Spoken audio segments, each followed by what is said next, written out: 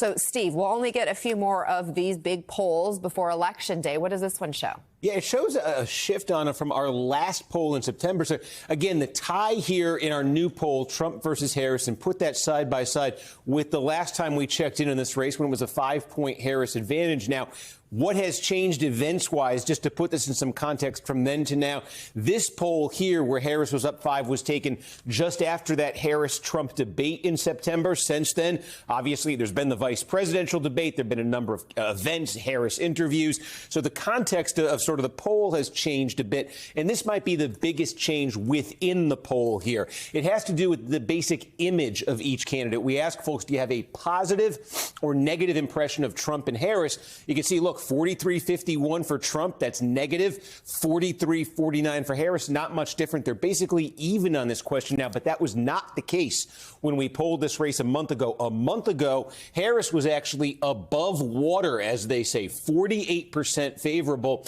and 45% negative a month ago. So her numbers have moved in a negative direction. She had a clear advantage on this basic question of the perception of the candidates. A month ago, that advantage now in our poll is gone. So that's a big shift there in terms of moving those numbers around. And given Trump has been president in the past, we know voters can compare his administration to the Biden administration. What are you seeing there? And I think that's another weight that Harris is sort of facing here. It's the baggage of being part of an unpopular administration, the vice president under Joe Biden. We ask folks, Biden's job approval rating in our poll, 43%. Obviously not a good approval rating for president, part of why Democrats no longer have Joe Biden as their nominee. But then we also asked this question here, retrospectively, Donald Trump's presidency, in hindsight, do you approve or disapprove of how he did as president? And look at this in our poll, a 48% retrospective approval rating for Trump. What's notable there is it's higher than Biden's current rating, and this is higher than Trump ever got in our poll when he was actually president. So Harris weighted down by this, and Trump, there's sort of a bit of a positive reassessment of him since he's been president by some folks. That might be helping him as well. And you see it on this question, too, Anna. Are Biden's policies, the Biden administration policies, helping or hurting your family? Only a quarter of respondents in our poll say they're helping. And again, we asked it retrospectively, did the Trump administration's policies help or hurt your family? And look at the difference, 44% of plurality, clear plurality, they're saying those policies helped their families. So many interesting aspects of this polling. You'll be back next hour to break down more of it for us. Thank you so much, Steve Kornacki. So, Dasha, Trump is back in Pennsylvania tonight.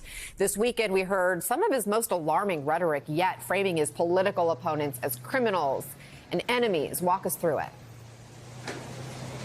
Yeah, Anna, he has really ramped up his rhetoric in these last weeks of the election, calling anyone who has opposed him or investigated him criminals, enemies from within.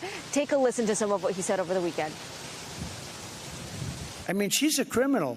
She's a criminal. She really is. If you think about it. We have some sick people, radical left lunatics. And I think they're and it should be very easily handled by, if necessary, by National Guard, or if really necessary, by the military. We have the outside enemy, and then we have the enemy from within. And the enemy from within, in my opinion, is more dangerous than China, Russia, and all these countries. And Anna, he's also heightened his rhetoric when it comes to immigration over the weekend, calling America, quote, occupied, calling the town of Aurora, Colorado, conquered by Venezuelan gangs. Now he is here in Pennsylvania. Over the weekend, he was in both Colorado and California, notably not battleground states, but he is here today in Montgomery County, one of those collar counties around Philly, as early voting is underway here. So far, Democrats taking more advantage of that option than Republicans. Though the former president did encourage his supporters over the weekend to vote early, vote by mail. Just get out to the polls, Anna. Tasha Burns for us in Pennsylvania. Thank you. Congressman Jolly, your reaction to Trump's messaging. What do you make of him talking about the enemy within? That Donald Trump is a dangerous leader and that we should have reason to fear his return to the White House because we should take him at his word. He clearly has these tendencies, strongman tendencies. But he is also saying that if he gets reelected, he intends to act against his political opponents. He mentioned that perhaps he should revoke CBS broadcasting license. We know what he wants to do to legal and undocumented immigrants here in the United States. I think the most disconcerting part when you hear the most aggressive, darkest themes from Donald Trump is that you also have to consider that it reflects the support of a large portion of this country. I mean, he's never received over 50%, so it's not a majority of the country, but about 48% of the country is prepared to vote for Donald Trump and those messages. That suggests a deep cultural rot in the country, and Donald Trump is reflecting that. And, you know, everything's on the line this November. We're going to choose not just the political direction of the country, the cultural direction of the country as well. And Vice President Harris is in a good place to lead us in a new direction. Kayla, Trump's running mate, J.D. Vance, he still won't give a direct answer on who won in 2020. I want you to watch this exchange. This was on ABC. If I ask you 50 times whether he lost the election, you would not acknowledge that he did. Is that correct? Martha, you asked this question. I've been asked this question 10 times in the past couple of weeks. Of course, Donald Trump and I believe there were problems in 2020. You haven't asked about inflation. No, I'm sorry. Let's stick to this. I know. The American people want us to talk about how to make their lives better. Did Donald Trump lose? That's the question, and you know that's the question. Martha, I've said repeatedly, I think the 2020 election had problems. You want to say rigged? You want to say he won? Use whatever vocabulary term you want. Okay, Vance seems to be trying to twist himself into a pretzel on this, trying to please Trump and the base. But will this string of non-answers on 2020 or Trump's rhetoric that we're hearing, does any of that do damage with the average voter? Well, the Harris campaign certainly seems to think that it does. This is the same question that J.D. Vance had in that VP debate a few weeks ago. And the Harris campaign really clipped that moment, pushed it out on social media.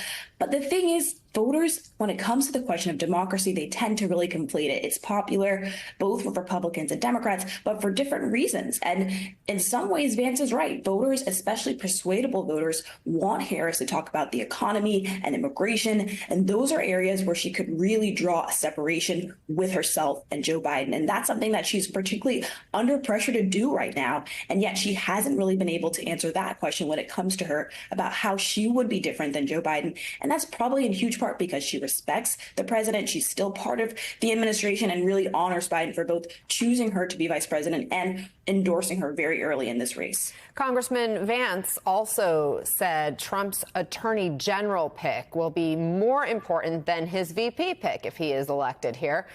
You're a lawyer yourself. What's your view on this? Will there be any guardrails for another Trump presidency? You've already talked about how he has already talked about going after his political opponents. I don't think there will be any guardrails, and you see that in his own vice president, J.D. Vance. And I think whatever people's opinion on the question of democracy, you can tell a liar when you see them try to dodge a question. And I think that's the most damning part of J.D. Vance's non-answer. We also know that the notion of lawfare, Republicans want revenge, and they intend to do that through the courts. Donald Trump remade the party in his image. He made the Supreme Court in his image and remade much of the federal circuit as well. And then we saw what happened when pushback from McConnell, McCarthy, and other so-called Republican leaders came in. Donald Trump just mowed them over. None of the guardrails will be here in the second term. He will use lawfare. He will use the Department of Justice. He will use the IRS to go after people. And apparently he is going to round up undocumented immigrants in the country as well. This is such a defining moment for our country, a dark moment for our country, and it makes the stakes of the November election so much more critical. Another issue that is high stakes this election is the abortion issue. And it's interesting, Akela, in our NBC News poll, voters were asked, what is the one issue you feel so strongly about that you will vote for or against a candidate solely on that issue? And abortion was the top response, 22%, above immigration, above cost of living even. Should that worry Republicans? Well, Harris is certainly using this issue. This is something that she has a lot of credibility on. She was talking about it before she was even running. And it's a huge one that she has a difference from Joe Biden, who really, frankly, was uncomfortable talking about this issue. This is something that voters continuously say they trust her more than Donald Trump on. And I think we're really seeing her push that in this media blitz. That was a huge focus of the interview that she did with Call Her Daddy, this very popular podcast, particularly in the South and the Midwest. So the campaign is certainly trying to find ways for her to continue to message on this. It's going to be huge in Arizona, where abortion is on the ballot. Congressman, part of the surge in Democratic enthusiasm once President Biden dropped out of this race was this idea that the race would become less a referendum on Biden, more of a referendum on Trump. But as we just heard from Steve at the top here, voters have a more favorable view of the Trump years than of the Biden years right now. Has Democratic messaging fallen flat on that, or why is that, do you think? Well, I also think the negative partisanship from Republicans is really taking hold. I mean, we're seeing the vast spending that you see in the last 6 weeks of a race, as Steve mentioned, where the vice president's favorable numbers were on the right side. Now they're upside down. Negative partisanship is the most effective campaigning tool in any race, from city council to the race for president. The notion that the other side is worse than ours, so you've got to vote against the other side. That is what Republicans have unleashed on Vice President Harris, and you're seeing those numbers. I still think, look, after an election, when all is said and done, all the pollsters, all the analysts look at it and say, wow, what was the demographic that really turned this? Obviously, you need every demographic. And if you're Vice President Harris, you're seeing the surge of support among black women. You're seeing questions about support among black men and Latinos. You need everybody. But I really think, Anna, there is going to be that quiet sleeper suburban woman vote. I think women are going to decide this election. They don't poll well. We've seen it in the reproductive right amendments and state ballot initiatives in 7 states thus far, where they don't poll well. They don't show up in polls, but they show up. And they are generally trending against Donald Trump. Despite the poll of the revisionist history of his years, so many people adhere to the vice president's message that they're not going back. They just don't want to go back to the chaos of the Trump years. I think women are going to decide this election, and I think it looks favorable for the vice president.